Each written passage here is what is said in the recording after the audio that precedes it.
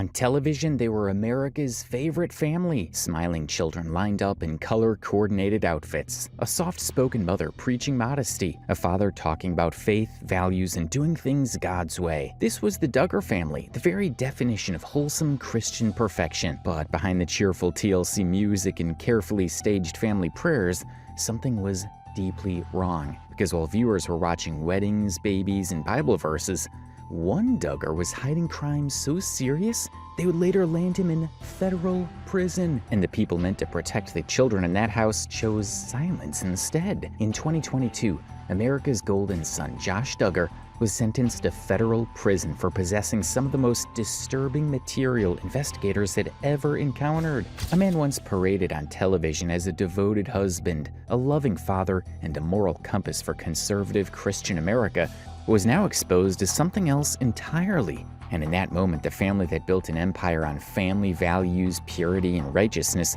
had nothing left to hide behind. But this downfall didn't begin in a courtroom. Years earlier, the cracks had already started to show.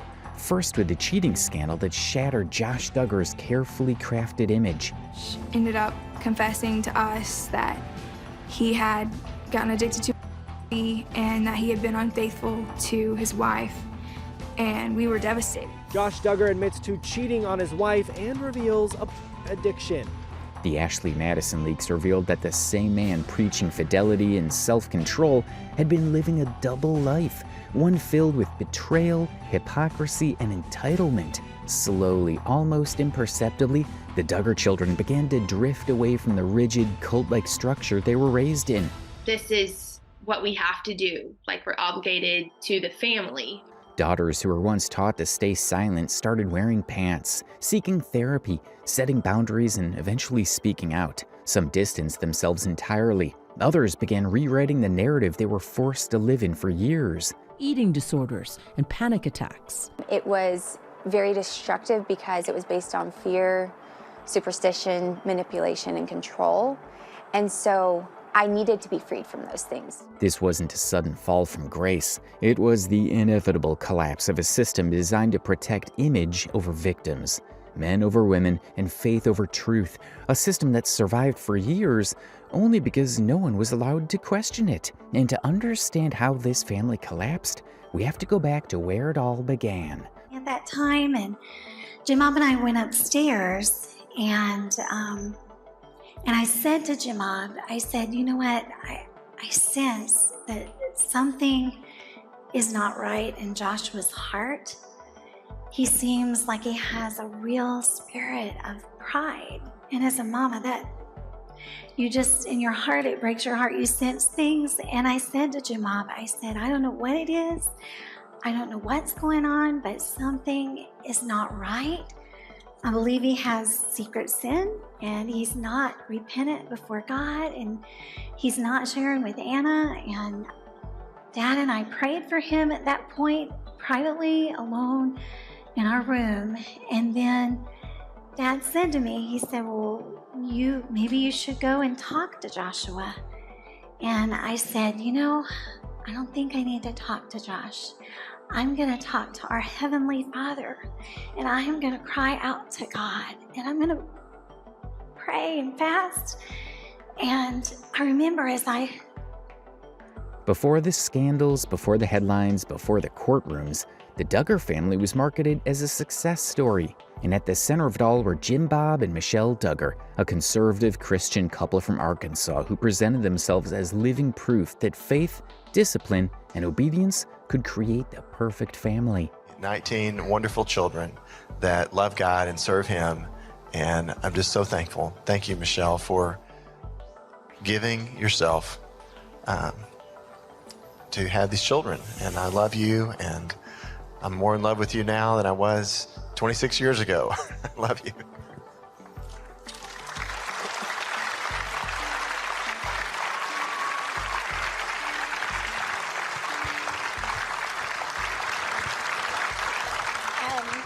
I had all these things I felt like I wanted to say, and I can't remember one thing. I just, I think, wow, that was precious.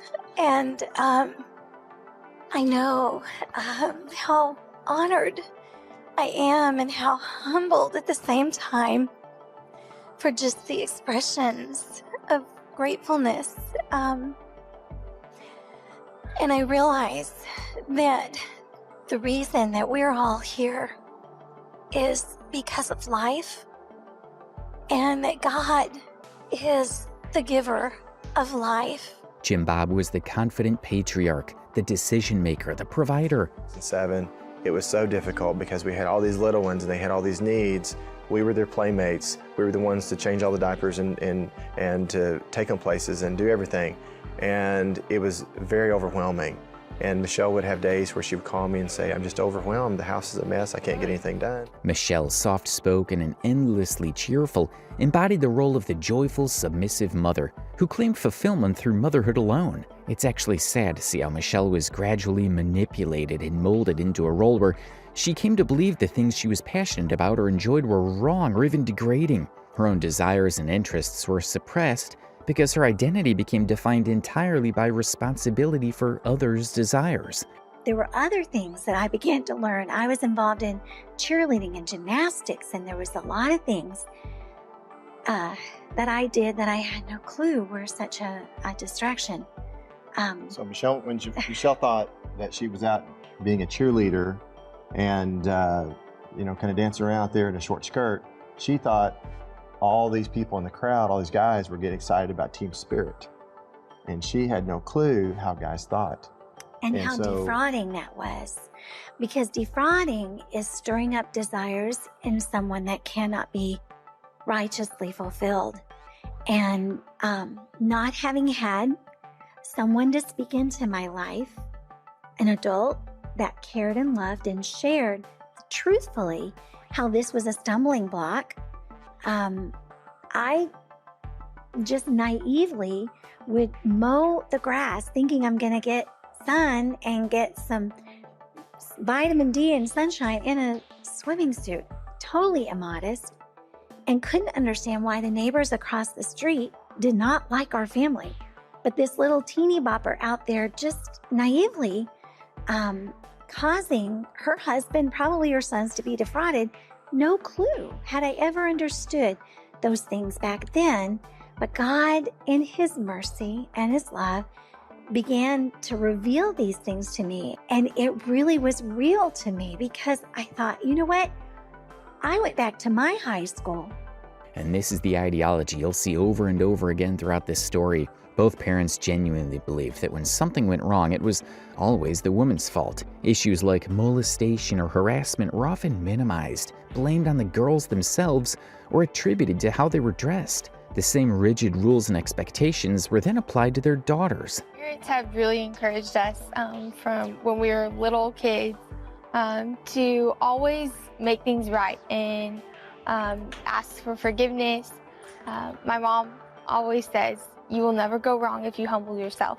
And so purposing to, when we are having those bad attitudes or, those different ones that are just irritated and stuff, to sweetly talk to them, or if it's ourselves, just to really listen to that person that's trying to encourage us to have the right attitude. So yes, the daughters were constantly expected to meet these unrealistic standards, to act, dress, and behave in ways that left little room for individuality. And we're going to talk about this in detail because it's one of the most disturbing aspects of the Duggar household, the very system that would ultimately contribute to the family's downfall. But to fully understand how this came to be, we first need to take a closer look at the lives of their parents, Jim Bob and Michelle, and how their beliefs and choices shaped everything that followed. James Robert Duggar was born in Springdale, Arkansas on July 18, 1965. He was the son of James Lee, Jimmy Lee Duggar, and Mary Leona Lester, a couple who would later play a quiet but influential role in shaping his conservative worldview.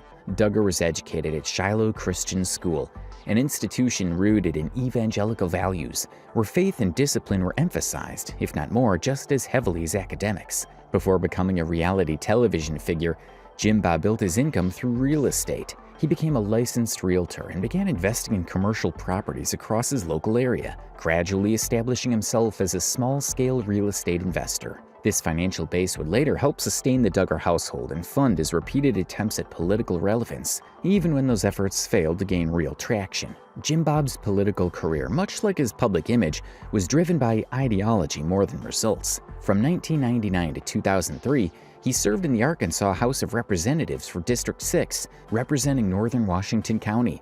During this time, he held positions on several committees, including Insurance and Commerce, Judiciary, and notably, the House Corrections and Criminal Law Subcommittee, an irony that would not go unnoticed years later. While he did manage to win re-election once, his influence within state politics remained limited. However, there was one thing he succeeded at, which was building a huge family for himself. Jim Bob met Michelle Rook at a church in Arkansas when Michelle was 16 and he was 18. Michelle attended Westwood Elementary and later Springdale High School, where she was a cheerleader.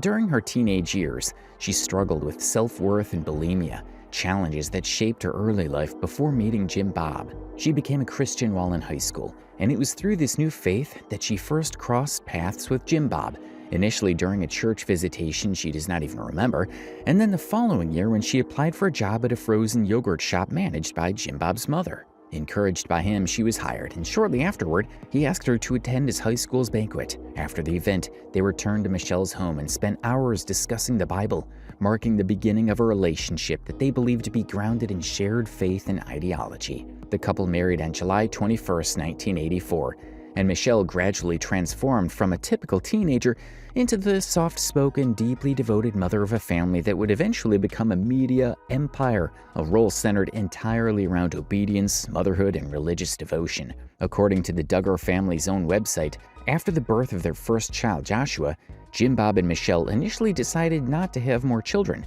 and Michelle even went on birth control. But fate, or as they believed God's will, had other plans. Despite the contraception, Michelle became pregnant again, news that surprised them both, yet filled them with joy. Tragically, she suffered a miscarriage during her second or third month of pregnancy. The experience deeply affected the couple, and in their own words, became a moment of spiritual reckoning. They interpret it as a sign of repentance for having once considered limiting their family and committing themselves to having as many children as God would give them. From that point onward, the Duggar family embraced the principle of children as blessings wholeheartedly, eventually raising 19 children under this belief. That was painful. And at that point, we were so grieved about this, and we asked a doctor, and he said, yes, sometimes a pill will allow you to get pregnant, but then it can cause a miscarriage. And as we started studying the Bible, and the Bible says that children are a blessing and a gift from God and a reward from Him, we just really felt like that we need to give this area of our life to God. We prayed, we said, Father, forgive us and give us a love for children like you love children. And we gave that area of our life to the Lord.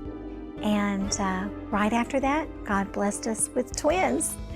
And then another one, and another one, and another one, and another one. And before we knew it, we had so many little ones and just two of us. And I think we began to go, oh my, what do we get into? Together, he and Michelle, they built their brand. That brand exploded onto television in the early 2000s with TLC specials that would eventually become 19 Kids and Counting. This is the story of my family. We're the Duggars. That's me, I'm Michelle. So yeah, the premise was simple but shocking enough to draw millions of viewers. A couple that rejected birth control entirely and welcomed as many children as God chose to give them. In a culture where large families were becoming rare, the Duggars stood out, not just because of the number of children, but because of how proudly they rejected modern norms. However, the Duggar family's journey into television began long before 19 Kids and Counting. In September 2004, they appeared in a Discovery Health Channel documentary titled 14 Children and Pregnant Again, which introduced audiences to their unusually large family and conservative lifestyle. Family, a fundamental social group consisting of one or two parents and their children. In the United States, the average family has 2.013 children. For practicality. So yeah, it eventually turns into a non-stop cycle of pregnancies, children, weddings, and then those children having children of their own. All of it constant, overwhelming, and honestly too much to keep up with. However, prior to receiving their own reality TV series, TLC also produced several one-hour documentaries exploring the Duggars' lives. TLC released Raising 16 Kids in 2006, followed by 16 Children and Moving In 2008. These early appearances set the stage for the Duggar brand.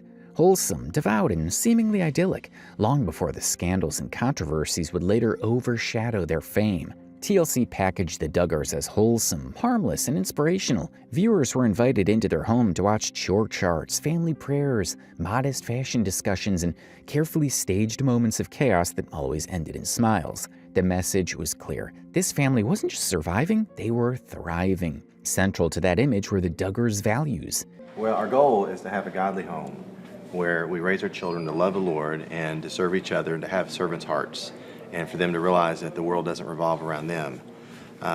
And one of the most important parts of that is really trying to keep up with our children's hearts by having heart-to-heart talks with them on a regular basis, and then keeping up not only with their outward actions, but what's going on. If you see something happening, like they're starting to have an attitude change or under the circumstances. He's saying, what am I going to do? You're saying, he says he's touched two of the daughters, and you don't know what to do, right? We didn't know, because at that point now, nobody knew about it, and besides Michelle and I and Josh. And so we thought, what do we do with this information? And the girls, we talked to them, and they didn't know that anything had happened, because They openly opposed birth control, believing that preventing pregnancy was an act of defiance against God's will. And probably the most countercultural rule so far, instead of dating, their children practiced courtship, a heavily supervised process where physical contact was restricted, communication was monitored, and marriage was the end goal from the very beginning. Is to remain pure before marriage. And that includes abstinence and saving our first kiss until the marriage day. Hey, you got Josh and Anna and the chaperone.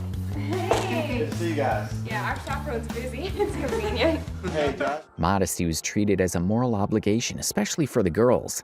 Skirts, long sleeves, scarves, and strict appearance rules became a visual marker of obedience and purity. The girls were not even allowed to wear pants. They quite literally designed a special fire skirt just so they could volunteer at a fire department. Department required dress uniforms for public events, including EMT functions, and suitable skirts were not available for purchase. Standard EMT uniform pants were selected as the base material due to their fabric, length, and pocket placement. The pants were unhemmed and provided sufficient material for alteration. Several family members with basic sewing experience worked together to convert the pants into skirts. Measurements were adjusted, seams were opened, excess fabric was repositioned, and hems were added. One pair was used for initial testing to confirm the design and fit. The remaining uniforms were completed afterward using the same method. After completion, the skirts were delivered for fitting. Minor adjustments were available if needed, but the uniforms fit as intended. The uniforms were later shown to fire department leadership for approval before being placed into use. The no pants rule was actually enforced so strictly that Ginger later spoke about how she would cry whenever she saw her friends wearing pants, feeling guilt and fear over something completely normal.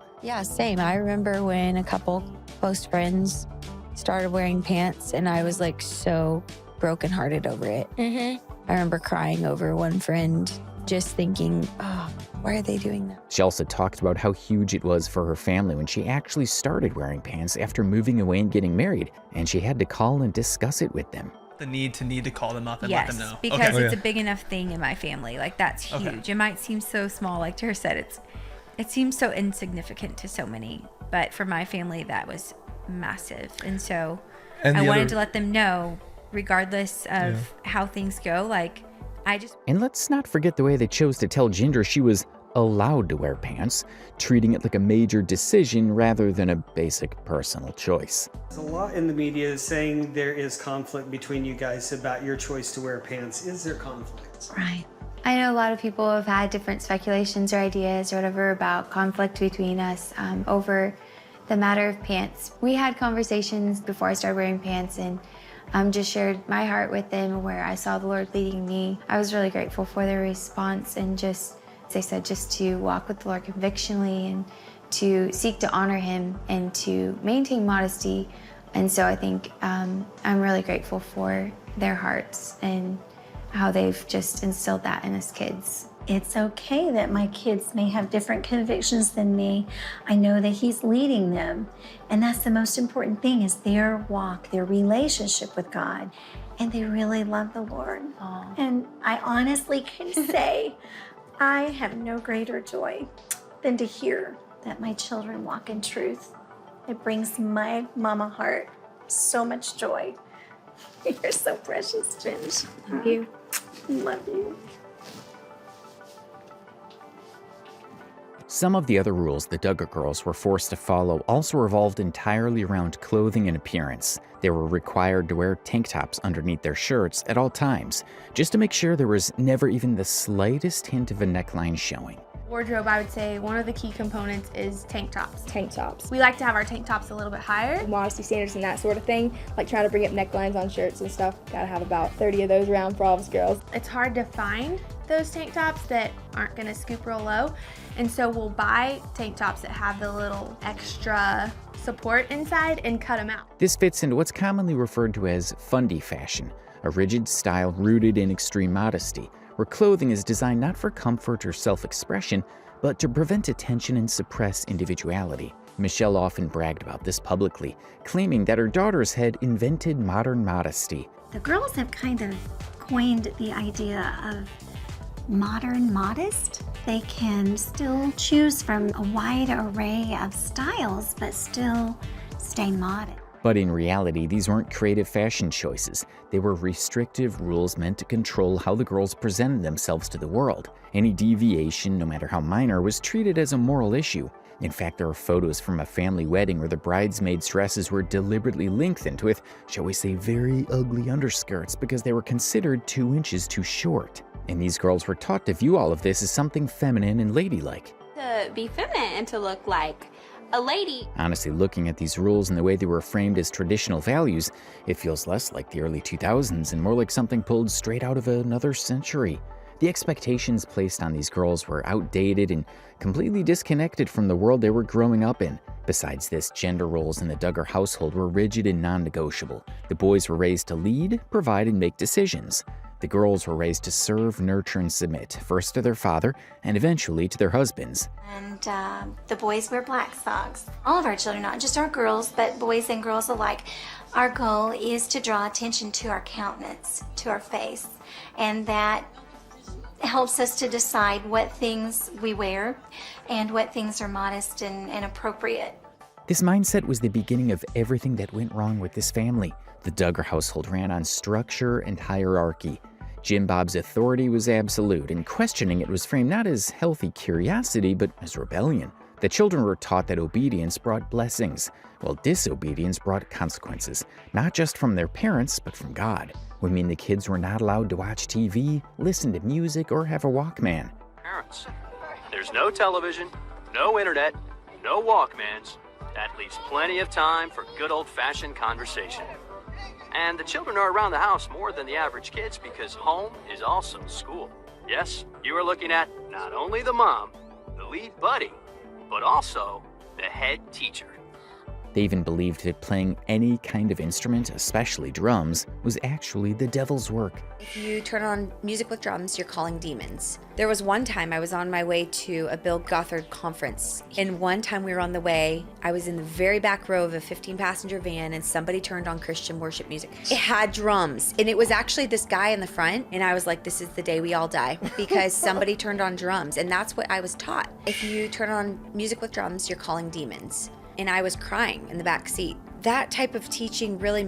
They were also taught that adoption was wrong, with the belief that bringing a child from outside the family into the home could invite a curse or even a demon into the household. This idea came straight from the belief system they followed, one that framed children not as individuals shaped by love and care, but as carriers of spiritual danger if they didn't come from the right bloodline. Had such a warped view of adoption. He was so afraid of you being able to bring other kids into your home because what about their generational curses that they might have upon them? You don't want to bring that child into your home because it could be a disturbance to your family and you might not know what things they're bringing with them. Maybe they grew up in like a location where there was some voodoo worship going on and maybe you don't know what their grandparents were into. And so if you bring that kid into your home, then your home could be cursed because of it. He had such a warped... So yeah, you can guess how hard they tried to keep the outside world out. And the worst part of this is that with so many children, much of the daily responsibility quietly shifted away from the parents and onto the older daughters. This practice, known as parentification, meant teenage girls were effectively raising toddlers, feeding them, bathing them, schooling them, and managing their emotions, all while being told this was a privilege, not a burden. And then they even had the audacity to talk about it to the media and boast about it like it was something to flaunt and be proud of. You try to get the young ones to even carry their own weight. It might be throwing away a diaper, or it might be that when they're big enough to carry out a trash bag, to take it out and to take it out. And because we have a lot of kiddos, it works out fun in the fact that they can have a team now. We've got buddy teams, and so like there might be an older one teamed up with a few younger ones, and so the older one may do the major work in their jurisdiction, like the kitchen, for instance. They'll do the glass dishes and putting things in the oven, but the younger ones on their team will help them peel or scrub potatoes or open up the cans and bring all the supplies in for the food when they're preparing a meal. And To make this system work, the family introduced what they called the buddy system. Each younger child was assigned to an older sibling, almost always a sister, who became responsible for them around the clock. Before playtime, there was much to be done, far more than any two parents could accomplish. This is one of the Duggars' keys to success. Delegate, delegate, delegate. Central to that is the family's version of the buddy system. The buddy system really means that mom cannot be everywhere at all times, and so my older children help to take care of the younger children. Every Duggar has at least one buddy. If you're too old to need help from a buddy, that means you're ready to take on a younger buddy. A big buddy helps you get dressed, brush your teeth, comb your hair, get your breakfast, do your schoolwork, learn to play violin and piano, and sew. They're there to pick you up when you fall and keep track of you when you're out and about. Without the buddy system, this house might cease to a halt. No one is exempt from the buddy brigade. Jim Bob's buddy is Michelle, and Michelle reserves the privilege of being each of the children's first buddy. when the baby is born, it's my buddy until it's weaned. And then from there, it goes to the other buddy, whoever's turn it is to get a buddy.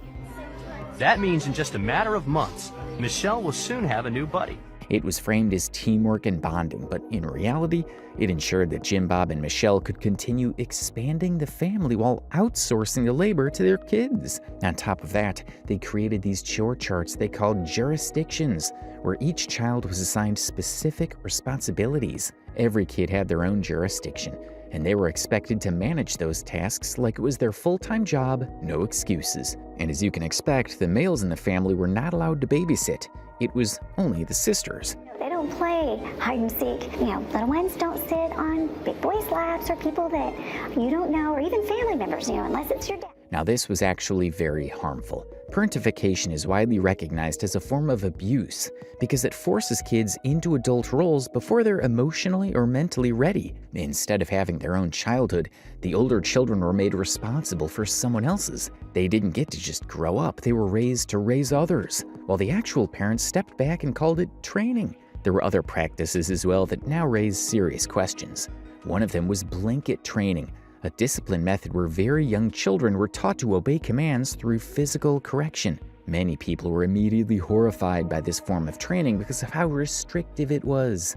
So fucked up. I had never heard of this before. It's called blanket training. It's for young babies and toddlers, and parents spread a blanket out on the floor, and for a certain amount of times each day, the child is supposed to sit on the blanket and not move off of it. They are given a specific or limited amount of toys to play with on the mat, and if the child moves off the edge of the blanket, the parent is supposed to hit them with a ruler or other flexible object, and the idea is that the child is supposed to learn self-control this way, but there's no scientific proof backing this up. Well, the goal is to break you from basically birth so that you submit to everything. In fact, kids who are blanket trained are actually less likely to have emotional regulated responses to things and a higher likelihood of defiant behavior. And blanket training was a big part of the book To Train Up a Child by Michael and Debbie Pearl. Methods of discipline included Children are hitting them with items like long, thin PVC tube, a switch, or a craft glue stick. Parents were to spank kids until they stopped crying, which could sometimes take hours. Multiple kids have died as a result of their parents using methods outlined in To Train Up a Child. So yeah, it was actually terrible. Numerous articles and child development experts have actually suggested that practices like blanket training can be extremely psychologically harmful, increasing the likelihood of obedience in harmful situations and impairing a child's ability to make decisions freely without fear. What was presented as discipline or faith-based guidance, critics argued, could actually stunt emotional growth and create long-lasting anxiety in children. Blanket training was something that was taught to the family and the community to do as early as 6 months with babies. It was a form of obedience training. Mom would say, hey, we're going to go do blanket training. Get your brother, your sister, who's only 6 months old, put him on a blanket, put a toy off the blanket where they might want to reach it, and then literally hit them or smack them so they don't want to reach the toy. Literally being a baby. I had to make sure I was watching this right. And they say that this form of obedience kind of kills the spirit of the baby. It makes them want to not go out and do those things. For me, I was just reflecting back on myself and my motherhood and laying my baby on a blanket and putting a toy out of reach off the blanket. What I wanted my baby to do was reach that toy, go get that toy, roll over.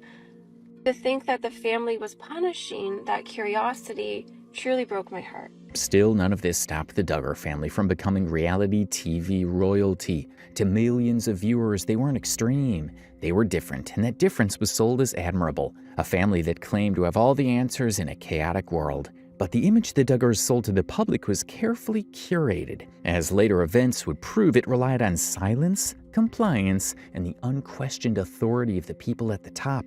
Because the moment anyone began to question that image, their entire foundation started to crack. Now, if all of this already seems strange, restrictive, and unnecessary in the daily lives of the children, you're only just beginning to understand the belief system they were raised under. A system that dictated not just the rules and chores, but how these kids were taught to think, behave, and see the world. To truly understand the Duggars, it's not enough to look at the large family or their strict daily routines. Their worldview is shaped by a specific ideological framework rooted in the Institute in Basic Life Principles, or IBLP. Founded by Bill Gothard in the 1960s, IBLP promoted an extreme form of evangelical Christianity that emphasized absolute authority for men, strict obedience for women, and a rigid hierarchical family structure. Now, we all know what kind of man Bill Gothard was, and if you don't, we'll get into that shortly. But before we dive into the scandals surrounding him, it's important to understand the belief system that shaped the Duggars, as well as the homeschooling curriculum their children followed, called the Advanced Training Institute. For those of you who are not aware, this wasn't just a set of school books. It was a comprehensive program designed to teach obedience, reinforce gender roles, and instill Gothard's strict ideology in every aspect of the children's lives. Under this system, the father was considered the ultimate decision maker, a spiritual and practical authority whose word was final. Women were expected to be submissive, nurturing, and focused entirely on their roles as wives and mothers. The Duggar daughters, for example, were taught that their value lay in modesty, obedience, and preparing to serve men. Sons were raised to lead, provide, and enforce these values, creating a family environment where power and control were deeply gendered. Talks about a wife doing her husband good and not evil all the days of her life. And I think that is what I say to my girls. You want to be your husband's biggest cheerleader. You want to be the one that always encourages him and doesn't put him down to other people, but really is that one to really do him good all the days of his life. And so that encompasses many things for a wife, because in every area of life, when you all are working through life together, you have many things that you can do that for him. Sexuality was also strictly controlled. Gothard's teachings, and by extension, the Duggars, promoted sexual repression and the idea that any romantic or sexual feelings outside the context of marriage were sinful. Girls were taught to keep sweet, a phrase emphasizing outward cheerfulness and silence even in uncomfortable or harmful situations. Netflix actually did a whole documentary on this topic and what its impact on cult-like upbringing in Christian families. In other words, the Duggars family system was not just a matter of personal belief, it was an ideology that structured every interaction, every decision, and every punishment in the home, and ultimately allowed serious abuse to remain concealed for years. Looking back now, it's hard not to ask the same question over and over again. How did no one see this coming? Because long before any scandal made headlines, the Duggar household was already filled with moments that felt off. Talked about kind of rules of engagement. We're encouraging them to really try to keep themselves pure. You guys watch this. Don't try this at home. I think it's important for our kids to understand that mommy and daddy love each other. Oh man, good job. Keep it there. Bend your knees a little bit like this. Okay. Bend your knees a little bit. One of the most frequently discussed details was Michelle Duggar's high-pitched, childlike baby voice. I had all these things I felt like I wanted to say, and I can't remember one thing. I just, I think, wow. On television, it was framed as sweet and gentle, but many viewers later found it unsettling, especially when paired with the fact that she was the unquestioned authority over a massive household. Critics have since suggested that this performative softness aligned perfectly with the keep sweet ideology, where women were encouraged to appear cheerful, submissive, and non-confrontational at all times, regardless of what they were actually feeling. We are way down with the responsibilities of caring for a family. It's easy for us just to want good character to happen. But why does she sound this way? Other families have a lot of similar goals in training their children. Talk to your daughters on a daily basis. And I said I would be honored to be his wife. It was such a blessing to be able to follow David's leadership. Able to share my struggles and my thought life with my parents. But why do so many Christian fundamentalist women think it's a good thing to sound like a little girl? One of the reasons is this book. Fascinating Womanhood came out in 1965 and it sold thousands, hundreds of thousands of copies and had 7 printings. The character that God wants us to have is actually a reflection of the nature of Christ. My prayer is that you will hear God's voice.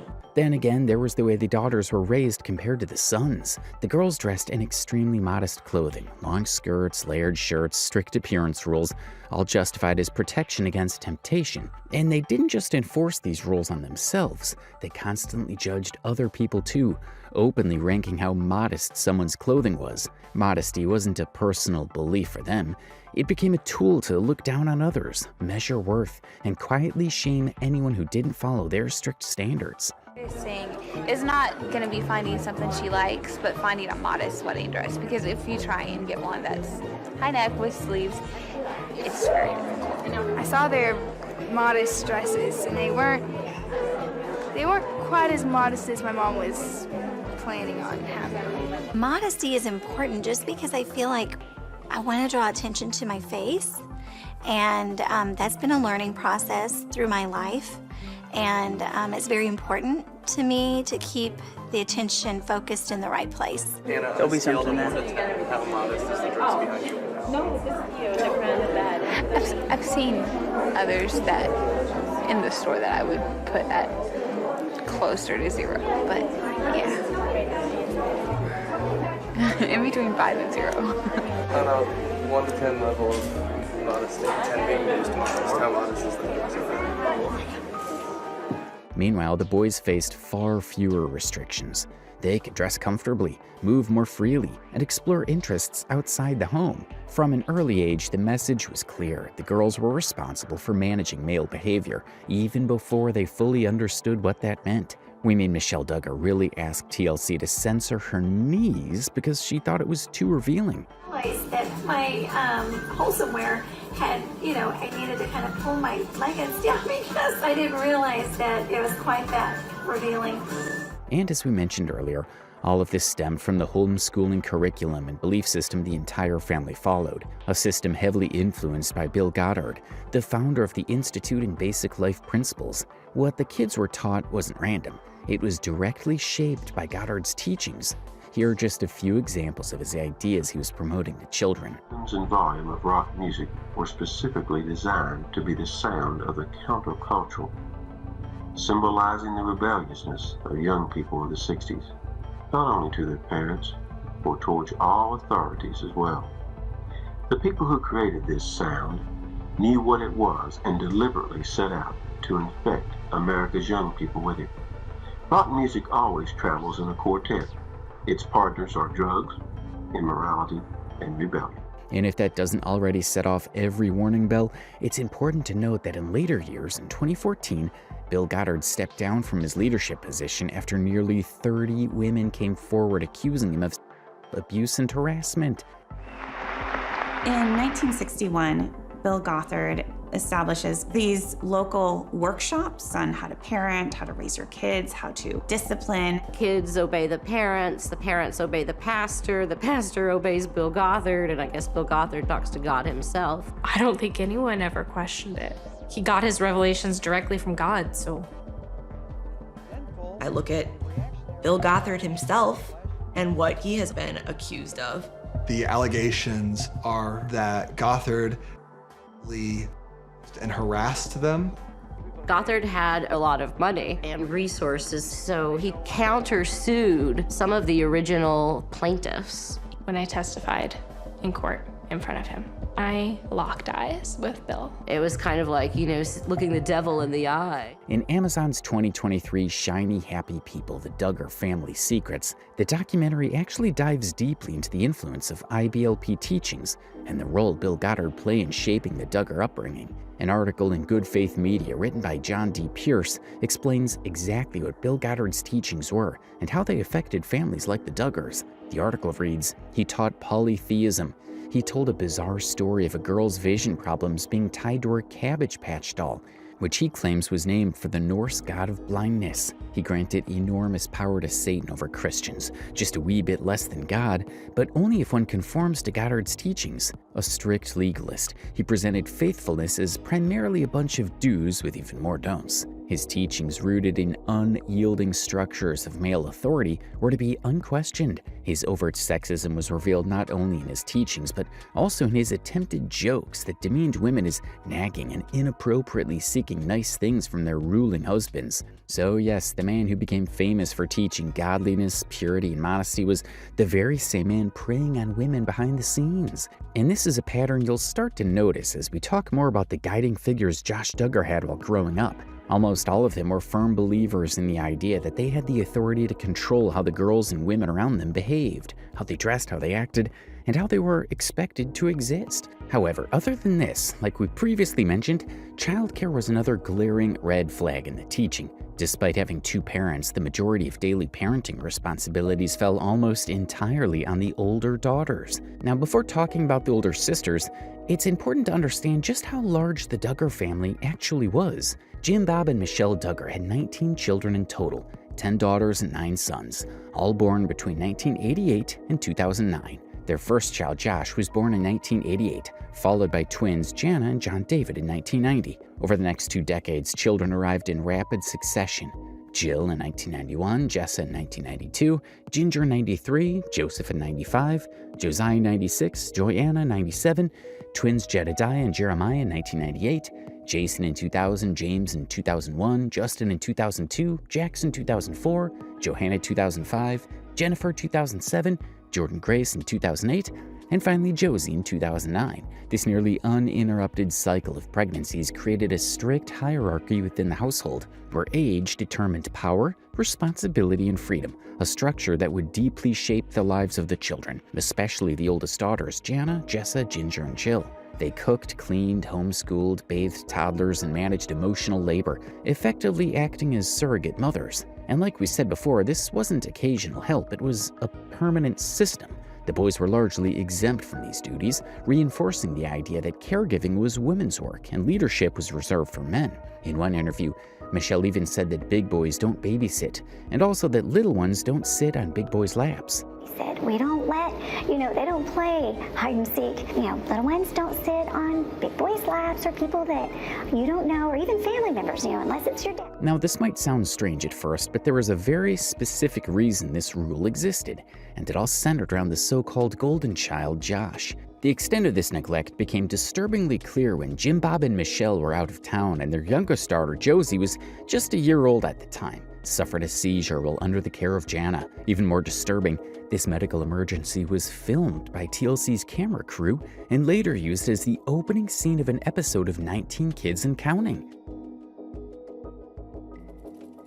Jim Bob and I were in Chicago in a meeting. We had an appointment there, and Grandma and Jana were the in-charge people back at home. Josie had been completely normal up until this point. She was running around playing. James walked in and she was like, "Madison?" And then James was like, "She's having a seizure." He asked her, I guess, a question, and she didn't really respond, was just kind of sitting there staring, and then started jerking. And so then he knew immediately, okay, that's a seizure, that's a sign of a seizure. And so he ran and got her. I'm going to call you.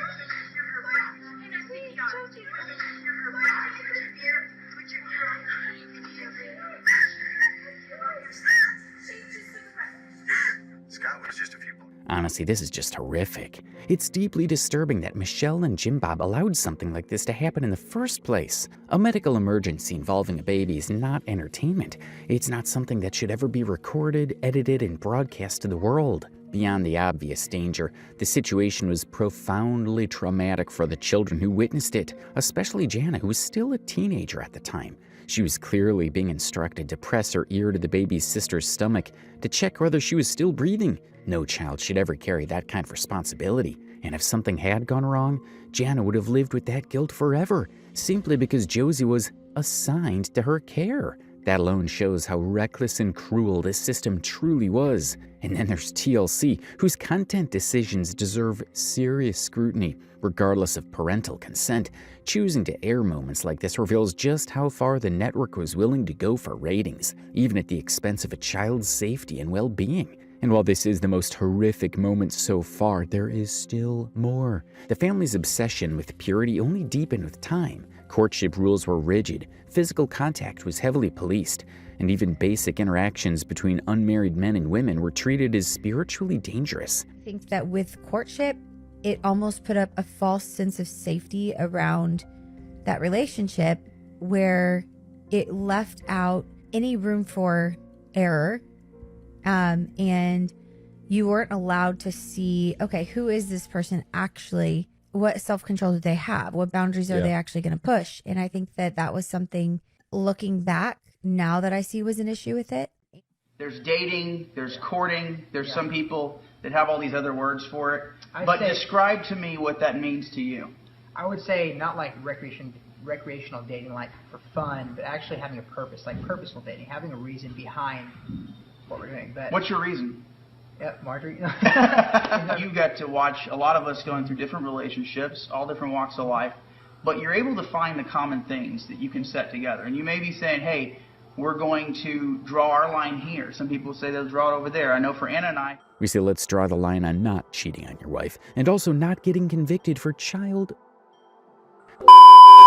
In addition to strict courting rules, home births were also the norm, even in high-risk situations, often framed as a demonstration of faith rather than a medical decision.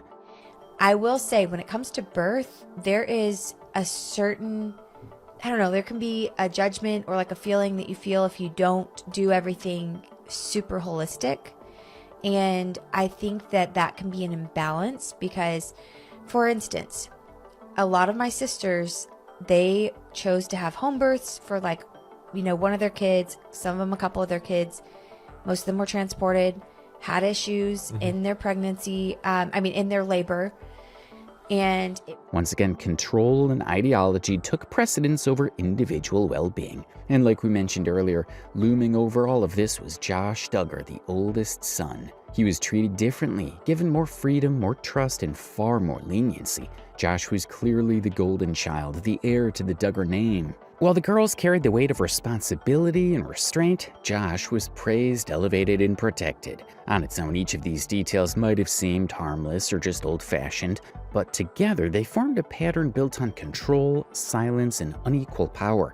The warning signs weren't hidden, they were televised. And this brings us to the most important topic of today's video: Josh Duggar and the actions that would eventually take down the entire Duggar family empire. The first and most disturbing red flag appeared when Josh confessed to his parents that he had been abusing 4 of his younger sisters as a child, and how his parents responded or failed to respond would set the stage for everything that came after. Under the circumstances. You're saying, what am I going to do? You're saying, he says he's touched 2 of the daughters, and you don't know what to do, right? We didn't know, because at that point now, nobody knew about it, and besides Michelle and I and Josh. And so we thought, what do we do with this information? And the girls, we talked to them, and they didn't know that anything had happened, because they were... This was the moment everything changed. The point where the carefully constructed image of the Duggar family began to collapse under its own weight. In 2015, leaked police reports revealed that Josh Duggar, the family's oldest child, had molested several of his younger sisters, as well as a babysitter. The incidents reportedly occurred over multiple years, beginning when some of the girls were as young as 5, while Josh himself was a teenager. What made this revelation even more disturbing wasn't just what happened, but how it was handled. When you went to bed at night during that time frame, were you scared? Were you worried? You know, he's 14, he's having this problem. What's going to happen when we go to sleep? Right. Nothing ever happened like that again in the girls' bedrooms after that. Okay. Okay, so we had safeguards that protected them from that. Mm-hmm. But there was another incident where, 2 different incidents where girls were like laying on the couch, and he had touched over the couch and actually touched the breast while they were asleep, and so over the clothes, and so it was a very difficult situation, but as we talked to other parents and different ones since then, a lot of families have said that they've had similar things happen in their families. And so, I mean, this is, for us, of course, this is public shame that our son did this back 12, 13 years ago. Instead of immediately reporting the abuse to authorities, Jim Bob and Michelle Duggar chose to deal with it internally. Josh was not removed from the home in any meaningful way, nor was he placed into professional treatment. And so we talked to him, we put all kinds of punishments on him, we watched him like all the time. Mm-hmm. I took him to work with me, and we just poured our life in. Instead, he was sent to do what the family described as manual labor, and later spoke to a family acquaintance who had no formal training in abuse counseling. And we asked some very close friends if they could come over, and some of my best friends came over. We talked about it, and so at that point we pulled Josh out of the home, and we knew of a man who mentored young men, and he really helped young men who had made unwise choices in their lives to get straightened out. And he was running a little training center in Little Rock, Arkansas, and under the roof of that training center, you had Little Rock Police Department on one side, and you had a prison ministry on the other. And he said Josh could come down there and actually do some construction work with him, and he would counsel him and work with him and hopefully get him straightened out, on the couch. And worse, the parents framed Josh's actions as youthful curiosity and poor decision-making, minimizing the severity of what had happened and shifting the focus away from the harm done to the victims. In his own words, it wasn't anything serious because it wasn't rape, and Josh was just 14. Was on the road to men, at first, but he was still a kid, and he was still a juvenile. He wasn't an adult. And so there was a couple more times that he came and told us what he had done, and we were just devastated. Now, all these, again, this was not rape or anything like that. This was like touching somebody over their clothes. Mm-hmm. There were a couple incidents where he touched them under their clothes, but it was like a few seconds, and then he came to us and was crying and told us what happened. Another deeply concerning detail is how Jim Bob and Michelle themselves described finding out about Josh's abuse. According to them, the first time they knew was when Josh came to them himself and admitted that he had been touching his sisters while they slept. Not only that, but Jim Bob also defended his son. According to him, Josh wasn't a because he himself was a child when the abuse happened. And actually a pedophile is an adult that preys on children. Joshua was actually 14 and just turned 15 when he did what he did. And I think the legal definition is 16 and up for being an adult preying on a child. So he was a child preying on a child. You do not view Josh as a pedophile? No. What I'm asking you is, can you understand? While it's true that Josh was underage at the time, claiming he wasn't a predator doesn't hold up. His later actions as an adult reveal this same harmful mindset, showing a disturbing pattern of entitlement and abuse, even as a father of 7 children. However, when the incident happened a third time, the Duggars finally decided to do something. Yes, it took 3 confessions from Josh before any action was taken. And it was after that third time he came to us is where we really felt like, you know what, we have done everything we can as parents to handle this in-house. We need to get help. And their idea of handling it, they took him to their pastor, who coincidentally was none other than Bill Gothard. He recommended that Josh receive lust counseling and be sent to a facility where he could perform some sort of constructive work. In addition to this, Bill Gothard gave the Duggar parents a pamphlet on how to handle the situation, which unsurprisingly was filled with victim-blaming nonsense. It included advice on how to make the abuse stop and explanations for why it supposedly happened, all of which completely ignored the real harm done. It says in the pamphlet under the heading, "What God Let It Happen," that the result of defrauding by, drumroll please, immodest dressing and indecent exposure, as well as being away from parental protection and being with evil friends. It also says that God compensated for the abuse with spiritual power and greater faith. So basically, according to the pamphlet, abuse happens because of immodest dress, and God compensates for it with faith. It also suggests that you surrender your body to God. Pretty much that. Meanwhile, Jim Bob and Michelle Duggar told people the biggest lie, that their children had received counseling and that Josh had been counseled as well. The only counseling he ever received, and what about your daughters? No, Josh actually went and had complete professional, yeah. What did you say? The real licensed therapist counseling? Start over. Yeah, all of our children received professional counseling, including Josh, yes. After this, all of our children received professional counseling, including Josh, who paid for his own counseling himself. From an accredited professional counselor. Environment had changed. When the story hit mainstream media and an investigation magazine, In Touch conducted a thorough look into the situation, the Duggars were also invited onto the Megyn Kelly show. During the interview, Kelly asked Josh if it had ever occurred to him that the treatment might not have actually worked, especially given that so many other children were living around him. Jim Bob replied confidently that he was a changed man after the counseling. He was a threat still, or did you feel Not at all. that he could be trusted at that point? Not at all. Did you ever worry that the treatment didn't work, especially with so many young children in the house? No, Josh was a changed person, and you could, there's evidence in his life. We can only imagine how Jim Bob might be biting his tongue right now. While all of this was happening back in the day, the report about Josh's abuse didn't come to light until 2015. When it eventually surfaced, it exposed a shocking contrast between the perfect family image the Duggars had presented publicly and the reality of what the girls had endured in private. Even more disturbing, the information didn't reach the police through the family at all. The Duggars never contacted law enforcement, instead choosing to protect Josh. The report only came to authorities because of Josh's then-girlfriend, a family friend who was privy to the conversations. When Josh admitted to his actions, the Duggars discussed it among themselves, but this girl overheard everything. Concerned and unsure what to do, she wrote a letter to her favorite author. She never mailed the letter, but it eventually made its way to other members of their church community.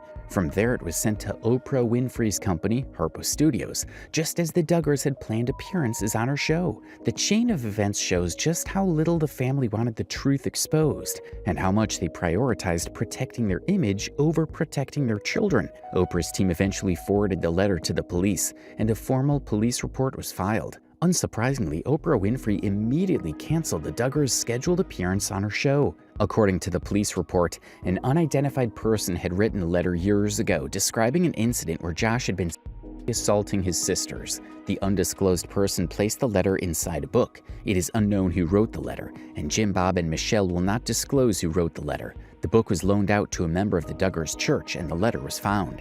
The Duggars had traveled to Chicago, Illinois to appear on the Oprah show last week. The Oprah show had received an email from a female who warned the show about the Duggar family. Although it doesn't explicitly say who sent the letter or who wrote it, many people online speculate that it was the daughter of the Duggar family's friends, the girl Josh was courting at the time.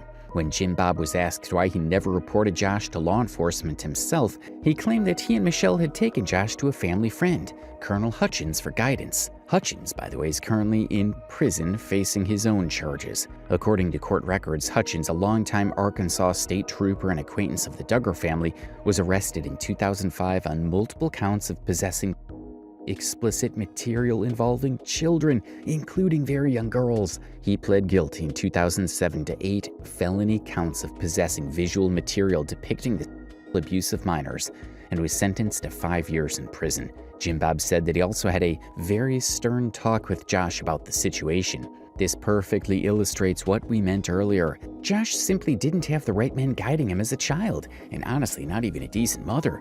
His father was deeply influenced by a system that blamed women for men's behavior, a mindset reinforced during his lust training and by the men he spent time with. In that environment, a man looking at women inappropriately could be excused, while the supposed fault was placed on the length of a skirt or the way a girl dressed. Now, that does not excuse Josh's actions in any way, but it does highlight how vile and abusive the system he grew up in was. And yes, a portion of the blame falls directly on Jim Bob and Michelle Duggar for creating, maintaining, and enabling that environment. The timing of the leak triggered massive backlash, leading to the immediate cancellation of 19 Kids and Counting by TLC. The wholesome, faith-centered brand that had been built over a decade unraveled almost overnight. But perhaps the most troubling aspect of this scandal was how the victims were treated afterward. The Duggar daughters were expected to forgive publicly and quickly, with forgiveness framed as a moral obligation rather than a personal process. A couple years, just Josh being able to prove to us and to the family that he was worthy of being trusted, and really that relationship was restored between all of us siblings.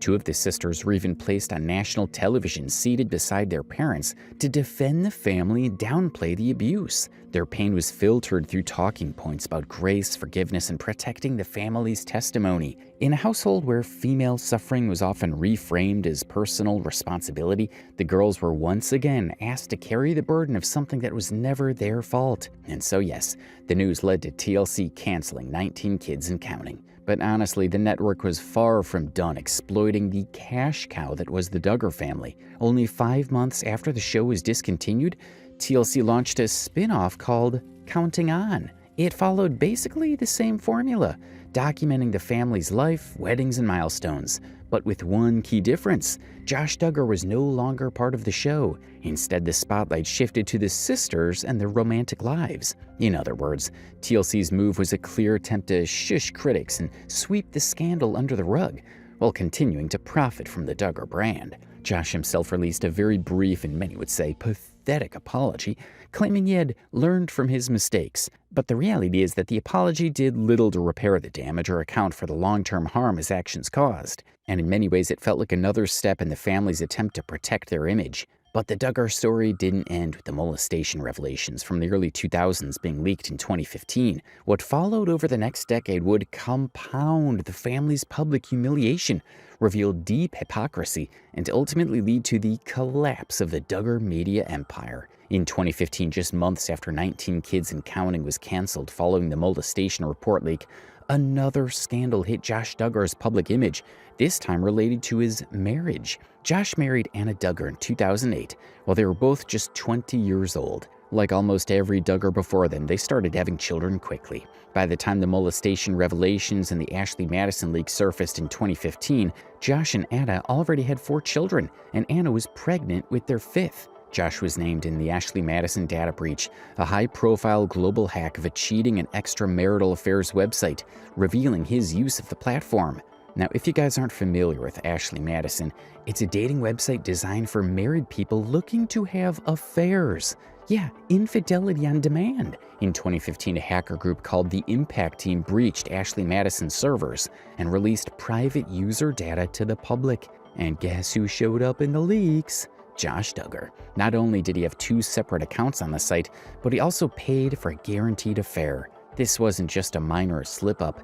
The The leak suggested that Josh had actively sought extramarital relationships and openly struggled with addiction. His activity on the site spanned from 2013 to 2015, complete with some very specific and frankly cringe-worthy requirements and preferences. He wanted a girl who was professional, well-groomed, stylish, classy, and what is this, casual jeans, t-shirt type? Jim Bob and Michelle would not approve of that. He wants muscular, petite, tall and short, and long hair and short hair as well. A girl next door, a naughty girl. He wants a sense of humor because he lacks it a lot. Imagination, creative and adventurous, relaxed and easygoing, must take charge, should be confident, should be secretive, good listener, good personal hygiene, average drive, or high drive also works, should dislike routine, has a secret love nest, disease-free, drug-free, and of course, natural breasts. Honestly, we don't have anything to say on this. But it didn't stop there. The emails released from his Ashley Madison accounts also leaked him to an OkCupid account, another dating platform. On that site, Josh was essentially catfishing women, using the photo of a random man who later sued Josh for misusing his image. The public exposure of his account obliterated whatever remained of the family's moral brand. Josh and his wife Anna issued statements about seeking treatment and counseling, but the damage was done. However, it's truly heartbreaking to see how deep the manipulation ran. Even after discovering that her husband had cheated, or at least attempted to cheat, over a long period of time, Anna Duggar chose to stay. Not only that, but she blamed herself for what happened. When I got married, I vowed to God first, and then to Joshua, for better or for worse, till death do we part. And God has unfailing love for me, and He's loved me and forgiven me of so much. And I pray that through all this, that I would be an extension of God's love to Joshua, and that I would love him and forgive him, and that I would wait patiently and allow God to work. In the aftermath of everything, Josh released a statement in which he called himself a hypocrite and admitted that he had been struggling with addiction. He wrote, "I have been the biggest hypocrite ever. While espousing faith in family values, I have been unfaithful to my wife. I am so ashamed of the double life that I have been living and am grieved for the hurt, pain, and disgrace my sin has caused my wife and family, and most of all Jesus, and all those who profess faith in Him. I have brought hurt and a reproach to my family, close friends, and the fans of our show with my actions. The last few years, while publicly stating I was fighting against immorality in our country, I was hiding my own personal failures. As I am learning the hard way, we have freedom to choose our actions, but we do not get to choose our consequences. I deeply regret all the hurt I have caused so many by being such a bad example. I humbly ask for your forgiveness. Please pray for my precious wife Anna and our family during this time." However, another thing that happened was that as the older Duggar children became adults, a major shift began to occur. They started pushing back against the rigid control of Jim Bob and Michelle. What was once presented as a happy, wholesome family life began to look like something far more restrictive. Jill Duggar was one of the first to visibly distance herself from her parents' authority. She and her husband, Derek Dillard, publicly criticized Jim Bob's financial control and micromanagement, revealing private tensions that had never been seen on TV. TV, I feel like the problem comes when you make everything centered around your children, where then they have to supply the content. And so I would want to be very careful and protective. I don't think that my parents set out, I think they had our best interests in mind initially, but I think you have to be careful. You have to be aware of the pitfalls. They revealed that they were never paid while appearing on the show. In fact, they were told that the show was merely ministry volunteer work. One of the main themes of the book is this toxic patriarchy, this idea that parents maintain control of their children into adulthood. The couple say Jill's father, Jim Bob, treated them harshly for trying to step back from the show. Jill claims he asked her to sign a paper on the eve of her wedding, but refused for months to show her the full filming contract she unknowingly signed. I feel like I was tricked into it. Derek, you're a lawyer, and you referred to this contract as a fraud. Yes, yeah, and I still believe that. I stand behind that. It was a contract that we wouldn't have agreed to based on the terms that were given. Jill says she filmed over 200 episodes and 24 specials with her family, but never received a paycheck until she confronted her father about it. The idea that you weren't paid and yet your wedding attracted 4.4 million viewers. You were, in many ways, the stars of the show. Yeah, even the show soon after that was named Jill and Jessica Counting On, and we still weren't seeing income, even at that point. You write openly you got a check for $175,000, but the revenue you generated, one could argue, was considerably more than that. Yeah. The amount of manipulation here is insane. Imagine how long their show ran. These kids were a huge part of it. Their entire lives, from weddings to babies to their most private moments, were filmed, and they had virtually no say in it, yet they never received a dime. Been paid or anything. Of course, there were perks that came along with filming. You know, if you were traveling or whatever, they might cover those expenses and stuff. And we were grateful for those, but yeah, we hadn't been paid until we were like really pressing about it, and ended up like getting an attorney involved and stuff.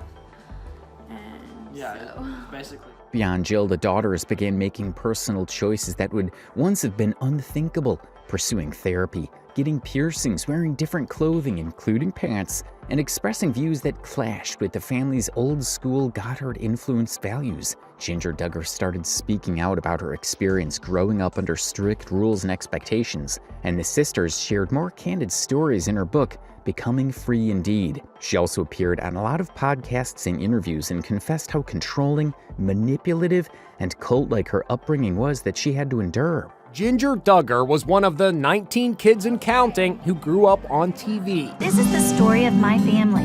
Now she likens her childhood to a cult. It wasn't until I got older I started to look back on those years and realize that it was based in fear. Those teachings were based in fear, manipulation, control, and superstition. Fear of what?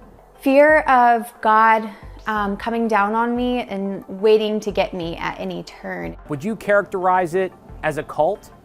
I would say it was cult-like in nature. Ginger is now 29. She and her husband Jeremy also started a podcast, and recently they had Jill and Derek on the show as well. They've talked about the buddy system that was part of how bad it actually was. We had a buddy system. An older child would be paired with a younger sibling or 2 or 3. That way, nobody slipped through the cracks. There was always somebody making sure this one got lunch and this one got their diaper changed. But I never changed a diaper until I was 26. Yeah, Derek. And really? When did you change your first diaper? How old were you? Probably like 6 or something. I don't know. Yeah, 20-year difference when we first changed our So first I got diapers. my first buddy whenever I was about 6. And you were 26? A baby when you were 6? Yeah, I got my first like baby to help take care of. Not as much as I would have later. Like I didn't do quite as much as I would. Your next 2 children you took care of more. Did you wake up in the night with them? No, I didn't. I wasn't to that level. There's, different levels. That's so wild. But my mom actually, like during the night, she would keep like the itty bitty babies with her in her room. And then even during the night, like if we woke up with a kid, they would help. My mom was she's just that nurturing personality. So she was very involved, like up through the night and everything with the kids. Like if somebody's sick, it's her dealing with them. This was the humanizing moment for many viewers. No longer were they characters on a reality show. These were real young women asserting their independence after years in a highly controlled environment. But then came the legal blow that finally ended the Duggar brand as a mainstream media entity. On April 29th, 2021, Josh Duggar was arrested by federal agents in Arkansas on charges of receiving and possessing child abuse material after a Homeland Security investigation traced the illegal material back to a computer he had used. By the time his used car lot was raided, he already had 7 children. So Josh Duggar wasn't just a husband, he was also a father. And yet, despite having 7 kids depending on him, he was engaging in behavior that should have raised the most serious red flags imaginable. The content he was consuming went far beyond simple curiosity or a private mistake. It was illegal and deeply exploitative. Investigators discovered that he had accessed this material through his work computer, a place that should have been used for legitimate business purposes. When a computer forensics expert examined his system, they uncovered a shocking setup. His computer contained 2 separate hard drives. One hard drive was reserved for work-related activities, while the other was solely used for searching, downloading, and viewing highly disturbing child-related content. The trial for former reality TV star Josh Duggar continues today. Duggar is facing charges of downloading and possessing child pornography. 5 News reporter Zoe Henry has been following this case. She joins us live from the courthouse in Fayetteville with the latest. Zoe. It's day 2 of the trial, and it seems like they just got another break here right behind me. And it started off with Special Agent Faulkner. Again, he was questioned all day yesterday, and it bleeded into this morning. And that continued until 9:50 when we had a break for the morning. And then we went on to the next witness, Matthew Waller. He's a former employee of the dealership that Joshua Duggar owned. He also worked there until April 29th of 2019. Things heated up here, though, because he claimed when the prosecution was asking him questions about the password that he didn't know the password. Now, when the defense went up, he did know the password. He was able to recognize it when they read off a list of passwords to him. There was a back and forth for a while there, and then the judge dismissed that witness, and we moved on to the next witness, Jeffrey Lawford. He's the CEO with Covenant Eyes. Covenant Eyes is the software program that monitors and keeps accountability for online internet usage, and that will block you from using porn sites, etc.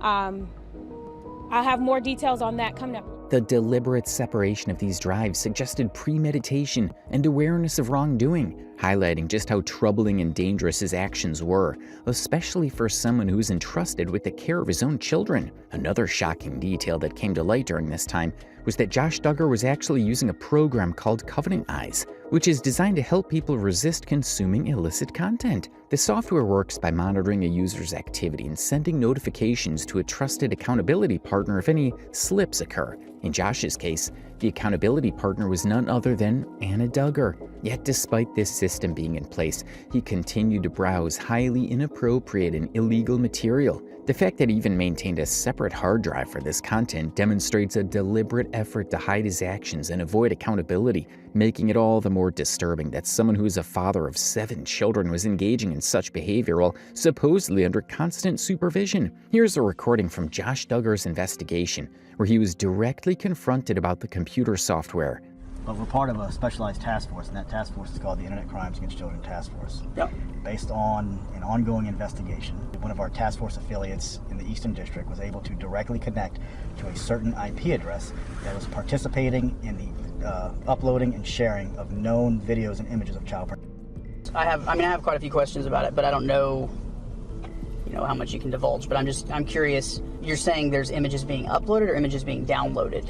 That the IP address from this lot had child associated to it in a peer-to-peer software program. And I'm not going to say anything that's going to we don't incriminate me or anything at all. And I don't want to. I'm not I'm not denying guilt, and I'm not saying that I'm as far as anything goes, I don't want to say the wrong thing. Right.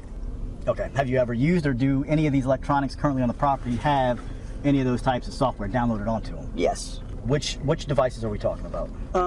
Probably all of them. The whole Duggar family tried their best to protect, and Michelle and Jim Bob even lied to protect their golden child. That during his testimony, Jim Bob repeatedly said he couldn't remember the details of Josh's admissions, that he had touched the girls. He took issue with the police report, which was obtained and published by In Touch.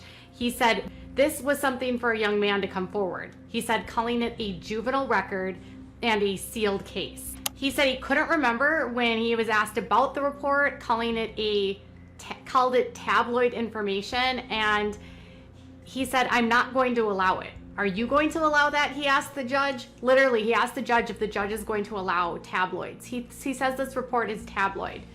He said after the prosecutions asked him to read the copy of the report, he said, "I'm not going to do that." He said that his memory was not jogged by reading the report in his head. So he read it and his memory was not jogged. And the judge apparently said to him, if there's an objection to be made, someone will make it, but it won't be you.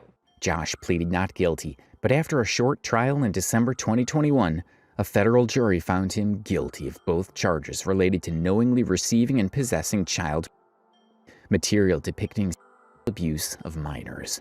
Now, once he is released from federal prison, he will spend the next 20 years on supervised release with several conditions. Now, some of those include registering as a sex offender. The judge based his decision off 3 categories, which is content, community, and conduct. Now, in the content category, the judge mentioned how Duggar had less than 600 images, which he says is significantly lower than the average of more than 4,000. However, the judge says the type of images Duggar had are some of the worst he has seen, saying that he cannot get some of the images out of his head. And as far as conduct, the judge mentioned how Duggar went to extreme lengths to make sure that his activity was undetectable. He also looked at Duggar's past of physical abuse with children as young as age 5. And with community, the judge looked at whether the images were shared, which the judge says Duggar showed those images on the dark web with peers. The judge also took into account public safety and compared similar sentences with offense levels of 39 like Duggar's. Now, the average in the nation for those offense levels is 192 months, so Duggar got a bit less with that 12 years. The judge did say, quote, "The punishment is sufficient, but not greater than necessary." We know that this sentence isn't going to take away the suffering and the pain that they've already felt from this abuse. But it is our hope that this sentence sheds light on this very dark criminal conduct, because every single time these files are traded, shared, and downloaded online, those same children are victimized all over again.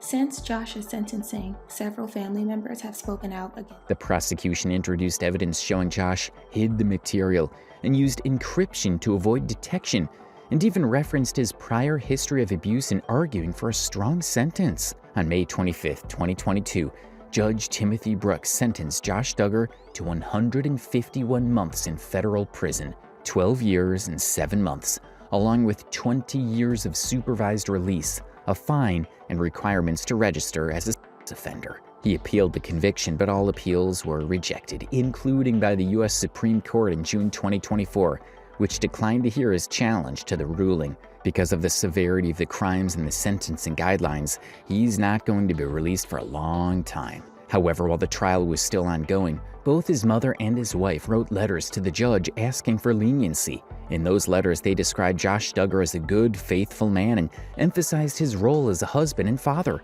portraying him as someone who had lived an otherwise upstanding life. This was happening despite overwhelming documented evidence that told a completely different story, one that directly contradicted the image they were trying to protect. Anna Duggar wrote in her letter, "Joshua has worked hard to provide for me and our now 7 children. Joshua is an engaged dad who gladly throws a football with his sons, listens to our daughters play a new song they've learned on the piano, helps answer homework questions, or lends a hand sweeping up spilled crackers." It's honestly quite disturbing and heartbreaking to watch a woman whose husband cheated on her and consumed content that most people would find utterly repulsive still write to a judge asking for leniency on his behalf. At first, it might seem naive or tragic, even sad. But at some point, that sadness turns into anger, because the loyalty becomes so blind that it completely erases the line between right and wrong. After the sentence was announced, Jim Bob and Michelle Duggar even released a public statement expressing their heartbreak. They wrote on the Duggar website, "This entire ordeal has been very grievous. Today, God's grace, through the love and prayers of so many, has sustained us. Our hearts and prayers are with anyone who has ever been harmed through CSAM. In the days ahead, we will do all we can to surround our daughter-in-law, Anna, and their children with love and support. As parents, we will never stop praying for Joshua and loving him, as we do all of our children. In each of life's circumstances, we place our trust in God. He is our source of strength and refuge. Thank you for your prayers." Some of the sisters also spoke out. Ginger Duggar said she was relieved that justice had finally been served, acknowledging the seriousness of the crimes and the harm caused. Anna, however, has continued to stand by Josh, refusing to fully confront or accept the reality of who he truly is. Specifically, you said you haven't seen or spoken to Josh in 2 years. If you were to talk to him, what would you say?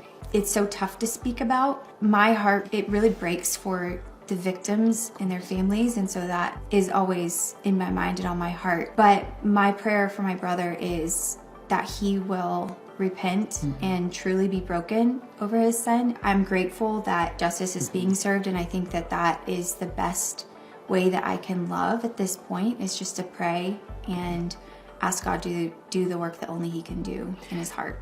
And this is where the Duggar story truly ends, not with a shocking headline, but with a quiet, uncomfortable truth. For decades, the Duggar family sold the image of moral superiority. They preached family values, purity, obedience, and faith, while behind closed doors, those same values were being used as tools of control. Control over women, control over children, control over the narrative. When abuse happened, the priority was never justice or healing. It was the protection of the system and the men at the top of it. Josh Duggar didn't exist in a vacuum. He was raised in an environment that taught boys they were entitled to authority and forgiveness, and girls that they were responsible for men's actions, desires, and sins. For their heart too. I think I don't look at it as much as dating as I do looking for a lifelong partner. And I think that you can give your heart away to so many. And I think that if you're going to give your heart away, you need to be giving it to someone who's going to love you and care about you, and not someone who's going to simply get carried away with their emotions. Our goal is for each one of our children to find that special person, just like I did, and we really believe that God's created that person already for them. Time and time again, when Josh crossed the line, the response wasn't accountability. It was excuses, secrecy, and another chance. And every time he was shielded, the harm only grew. What makes this story even more disturbing is that the warning signs were never hidden. They were broadcast on television. The parentification, the obsession with modesty, the emotional suppression, the belief system that demanded silence and submission, especially from women and girls. Individually, these things were dismissed as old-fashioned. Together, they created a perfect environment for abuse to thrive. And even after a federal conviction, after undeniable evidence, after a sentence of over a decade in prison, the instinct to protect Josh remained. Letters were written, statements were released, grace was still extended to him. Meanwhile, the women who lived through the consequences were left to quietly pick up the pieces. This is the transcript of the interview Jim Bob gave to the police after his arrest, and it tells us what we've been seeing for far too long: the blind need to protect Josh. He lived on Johnson Road. Question: can you explain to the court the layout of that home there on Johnson Road? Answer: it had 3 bedrooms, 2 baths. Question: in 2002, approximately how many children did you have? Answer: in 2002, we probably had, I think it was like 13. Question: whenever Josh came to you to talk about his inappropriate touching of his sisters, did you live on Johnson Road or did you live in the new house? Answer: Johnson Road. Well, I like to say too that, this was something for a young man to come forward. Question: Mr. Duggar, do you remember making or doing an interview with Megyn Kelly back in approximately 2015? Answer: yes. Question: and during that interview, did you speak to Megyn Kelly about things that Josh Duggar, your son, had done to Jane Doe 1, Jane Doe 2, Jane Doe 3, and Jane Doe 4? Answer: yes. Question: is it true that Josh Duggar came to yourself and your wife Michelle in approximately 2002 to disclose that he had inappropriately touched a minor? Answer: correct. Question: can you please tell the court what Josh told you? Answer: he had told me that he had touched some of the girls, like when they were sleeping, like on the breast, or like over their clothes. They didn't wake up. Question: so he made those statements to you. What did you do? Answer: I can't recall exactly how he said it.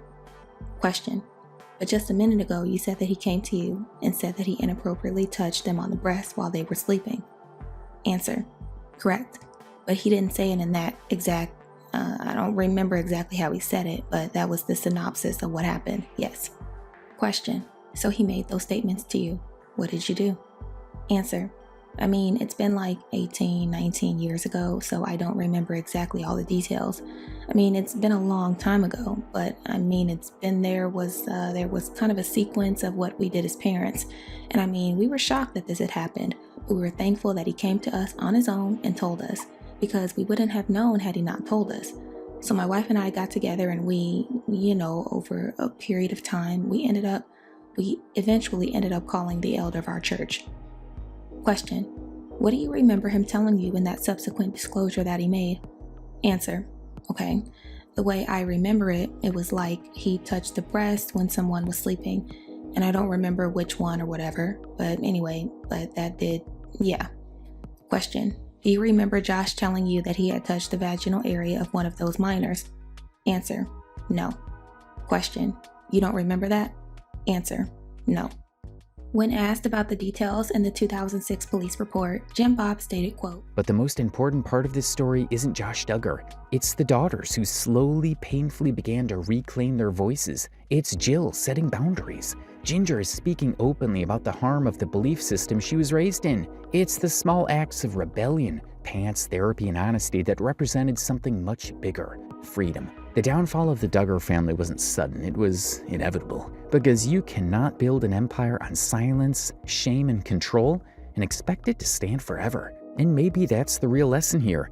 Faith without accountability is dangerous. Family values without protection are hollow. And when image matters more than truth, collapse isn't a possibility, it's a guarantee.